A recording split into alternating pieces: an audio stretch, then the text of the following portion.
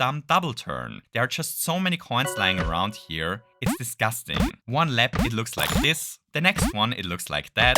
Then we arrive and everything appears to be safe, only for this to happen. It's just...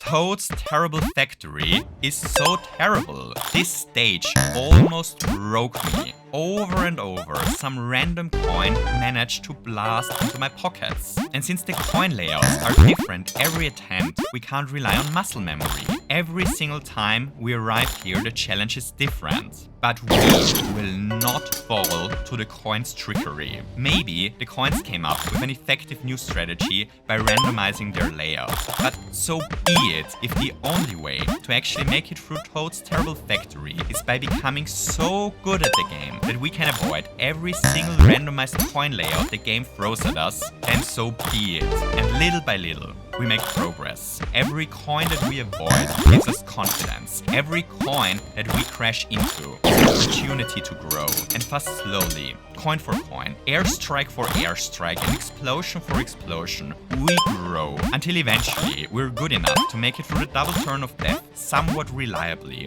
no matter the coin layout. And soon after, hooray, we actually finished this stage second. That was close. And with this, gentle ladies, gentlemen, and gentle people in general, there are just 2 more stages left that we have to take a look at. Wario Stadium and the Rainbow Road. First, Wario Stadium. Wario Stadium is bad. It's sadly a final gut punch close to the end of our journey. It's not the coins this time. This time, it's the question blocks coming for revenge. It's a really simple problem, but it is a really simple problem without a solution. The problem is the stupid ramp in the middle of the stage. At the top of the ramp, there are 4 item boxes patiently waiting for the right moment to jump us. Those 4 boxes perfectly enclose the little space on top of the ramp. There is just no way to make it through this spot without touching one of the terrible boxes. The first thing I tried was to skip them with the help of our helicopter mom, but sadly, little Akito refuses to place us on the other side of the question blocks, no matter how often we jump off of the ramp. The other thing that I tried was to wall ride on the small wall ledge besides the question blocks, but sadly for us, this also doesn't work. The wall section is just not high enough to skip the question block. It's just... There is nothing we can do here. We have to pull out the OCOW, MKW, CBBW, CAWQB, and we have to add 1, 2, 3 disgusting question blocks to the question block total, doubling our instances of failure. So, is it possible to beat every single track in Mario Kart World while driving in 150cc against the hard AI while still placing within the top 10 without touching a dumb question block? Sadly no. But it might still be possible to beat Mario Kart World driving in 150cc against the hard AI while still placing top 10 without touching a coin. There is only one single stage left for us that we have to take a look at. The most famous stage of them all. The Rainbow Road. If we manage to beat the Rainbow Road without touching a coin and without touching any dumb question blocks, then we at least have proven that it is possible to beat Mario Kart World while driving in 150cc against a hard AI while still placing within the top 10 without touching a dumb coin and with only touching 6 question blocks. A remarkable achievement for humanity. But we're far from done proving our premise. Because the Rainbow Road is not messing around. It is really difficult. Here is what we are up against. The entire track takes almost 5 minutes to complete, double the length of most other races in the game. The entire track is a single linear road. Nothing repeats. Every single bit is unique. Along this really long road, hundreds of coins have placed themselves at strategically advantageous positions. The question blocks erected dozens and dozens of item box barricades in one final, desperate attempt to stop us. Finally, there are 23 ticking coin cracker bombs racing along us the entire time, all equipped with a wide variety of different types of ballistic coin missiles, destined to prevent us from reaching the finish line. The evil goodies really did their homework. The space to dodge them is often very small. Some question blocks even erected barricades so effective that we can only overcome them with the help of our hovering parent, Lakitu. The most effective barrier is of course the one at the very end of the stage. To dodge those question blocks, we have to perfectly jump off the side here to reach a loading zone behind. If we don't jump far enough, then the Lakitu comes to the conclusion that we don't deserve his help because of our meager jumping efforts and places us in front of the boxes to teach us a lesson. There are just so many barricades going on here. The huge challenge here isn't it to avoid a single coin or a specific question block, but the fact that there are just so many of them, with the most complicated jump happening right at the end. The coins obviously settled for a strategy of attrition. It's the final showdown. We focus. We start the race. We immediately get a coin blasted into our face. Ouch. We try again. We drive, and it's another coin into the cart. And then another one. And another one. We don't even get to drive through the actual course. The coins usually manage to destroy us within the first 30 seconds. There's just so much coin spam going on. It's ridiculous, you know? The coins are so explosive today. So evil, so unpredictable, so committed. I really don't know if I've got this in me anymore. The course is so long, there are so many tricky barricades, the most difficult jump is at the very end, and there are so many opportunities for the 23 coin racers to snipe us. It's just time to face it. It's hopeless. We are already defeated. The question block blockades in a Mario Bros. Circuit and in Wario Stadium defeated us. We have to accept our fate. We aren't destined to prove that it is possible to beat Mario Kart World without touching a coin or a question block. The question blocks are just stronger than we are. They are a force we can't get around. It's just, you know, it's so sad. We rocketed through the air, we optimized difficult stages, we found ways to avoid toxic coin spam and rode walls past hundreds of question blocks, and yet there's nothing that we can do against those two dumb barricades.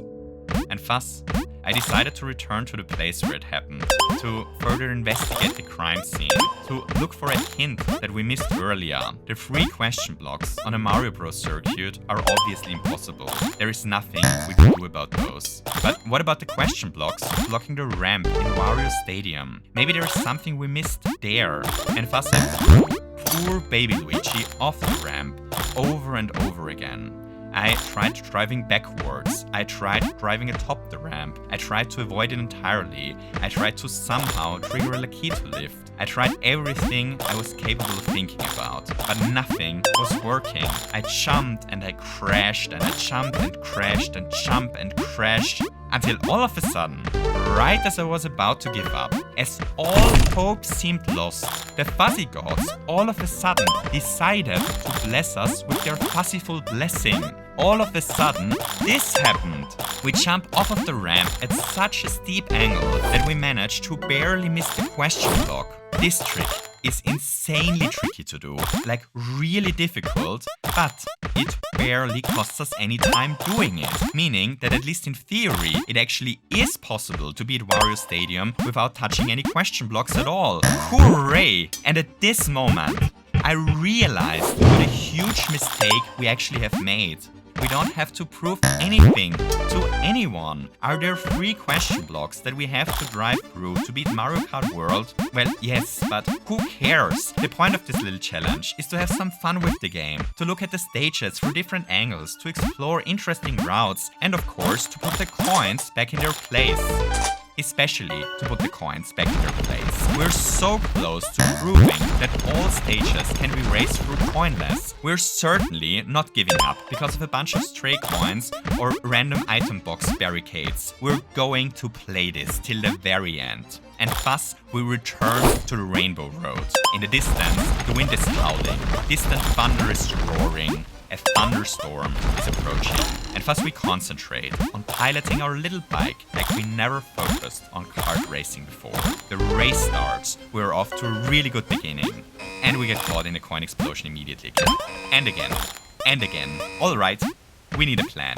And then I had an idea. You see, it's only the beginning of the stage that is an enriching war zone. Since the Rainbow Road is a rather large stage, and since there are lots of alternating routes on it later, it is much easier to avoid all the coin artillery later on. We can actually take advantage of the fact that the Rainbow Road is an exceptionally long stage, because this also gives us ample of time to catch up to the other coin drivers if we fall behind. Slowly, it began to rain. The thunderstorm had come closer as we tried to deliberately fall behind at the beginning of the race. Lightning is brightening up the horizon. This strategy finally allows us to survive the onslaught in the beginning.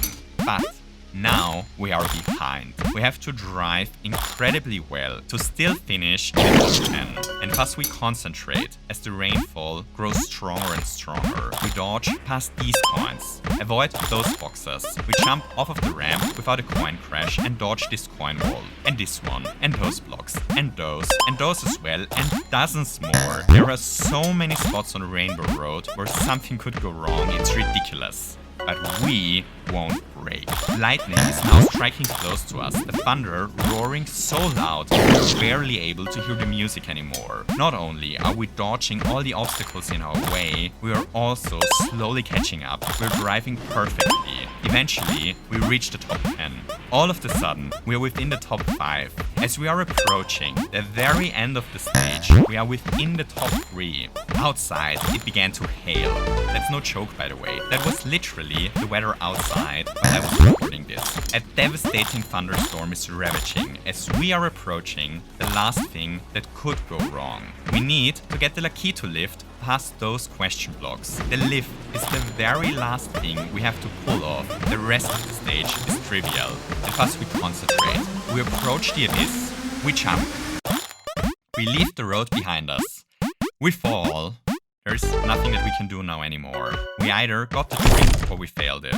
The Lakitu comes, he puts us on his fishing rod. He flies back to the stage and he puts us right in front of the question boxes. Oh no!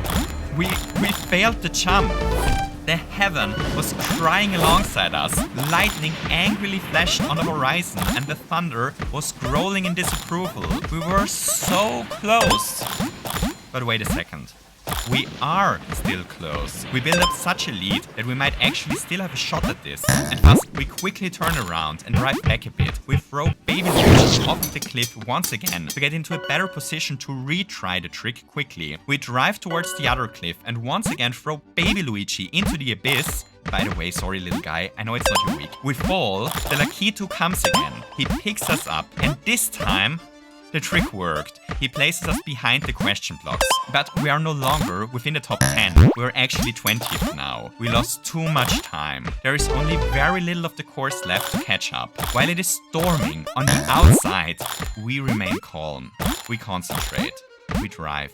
We drift. We avoid some rogue coins. We use our boost at just the right time. Suddenly, we're 15th, then 13th. And then, just as we drive on the very last bit of the road, we break back into the top 10 again and make it into the goal. Gentle ladies, gentlemen, and gentle people in general, we actually did it. We routed every single stage. We actually finished in the top 10, never touched a coin on a single stage, and the only item boxes that we ever had to touch were those dumb blocks in the Mario Bros. Circuit. Other than those question blocks, every question block in the game can be avoided.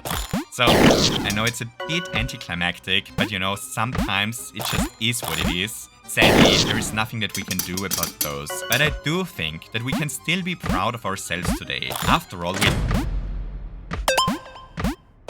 Wait a second. Do you see that? How did we miss this earlier? Wait a moment. Does that mean there actually is a chance? How did we not notice this earlier? Just look at the question blocks closely. Do you see this? One of the blocks is a bit off. Nintendo messed up the alignment here. The distances between the blocks are not the same. This block is slightly further away from the others. We have to investigate this. Yeah, there's a gap. But not only is there a gap, it's actually big enough for Baby Luigi to fit through. It's a bit finicky to squeeze through. It's really just a matter of a couple of pixels. But it is possible. So guys, we we actually did it. As a matter of fact, it is possible to beat Mario Kart World without touching any coins and without crashing into any question blocks. In the end, it is not our skills that make this possible. In the end, it is the fact that Nintendo misaligned the question block. Hooray! We actually did it. We just proved the old saying right once again. No matter how explosive the coins, there is always a way not to crash into the box. Hooray! So here we have it, Mario Kart World without crashing into a single dumb coin or a terrible question block. That one was honestly exceptionally fun to route. Before we wrap this up, just two more things. So first, a gigantic thank you to all my wonderful patrons whose names are currently floating by. YouTube is currently in its hopefully short YouTube short phase, and content like this is really struggling in the current algorithmic environment. The wonderful people whose names are currently floating by are not only making sure that content like this can still exist on the platform, but they also regularly get access to additional content and hidden stuff. For this video, for example, I actually wrote almost 15 additional minutes about Mario Kart's user interface and hidden information in the game, but I ended up cutting all of this because it was completely destroying the pacing of this video, and thus all those awesome people now get a pacing destroying video for free on Patreon in a couple of days. Hooray! Second, well, there is another question that arises now that we did the basic routing work for every stage, isn't there? The question of whether it is possible to win every race driving like this. We actually already proved that it is possible to win a couple of races like this, and there are several where we got really close. I'm pretty confident that a couple of stages should be winnable with a bit of optimization. However, there are also some courses that felt really difficult to further optimize. And then there are a couple of stages where we barely were able to make it into the top 10. So I would have loved to look further into this, but optimizing this further just would have taken me weeks, which means it's currently not possible for me because eventually you want to watch a video, don't you? So, my dearest community, and all you wonderful Mario Kart content creators who are still sticking around, maybe we can pull this off together. So I'd love to invite everyone who is interested in it to look a bit deeper into whether it is possible to finish the races first without picking up any coins or question blocks. Because I'd love to find out if it actually is possible to win every race like this, and I have this feeling that looking further into this might lead to a couple of really fun discoveries. Awesome. So here we have it. The coins were not able to get us this time. I hope you enjoyed this little video. If you enjoyed it, don't forget to leave me a thumbs up. And maybe you feel especially like a coin exploding onto the highway today and want to hit the subscribe button as well. Finally, if you really loved the video and want to have content like this survive on the platform, then there is also the option to support the channel via Patreon. Thank you so much for watching, and until next time, lots of hugs.